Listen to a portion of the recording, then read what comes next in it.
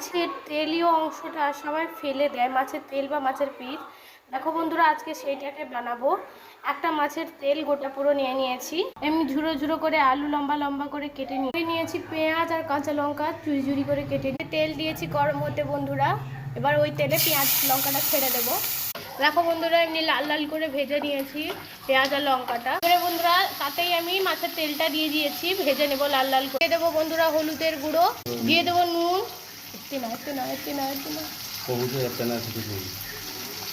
বন্ধুরা ভাজা হয়ে গেছে, এবারে এতে ঝুড়ো ঝুড়ো করে কেটে রাখা আলুগুলো দিয়ে দেবো একে একে করে। এবারে বন্ধুরা আলুটাকে মিক্স করে নিলাম ভাজার জন্য। আর কিছুক্ষণ ঢাকায় দিয়ে বন্ধ করে রাখবো। দেখো বন্ধুরা, এমনি করে লাল লাল করে ঝুড়ো ঝুড়ো করে ভেজে নিয়েছি, একদম শুকনো শুকনো। এইভাবে তোমরা বাড়িতেও বানিয়ে খেতে পারো। প্লিজ যদি আমার রান্নাটা ভালো লেগে থাকে, লাইক কমেন্ট শেয়ার প্লিজ বন্ধুরা।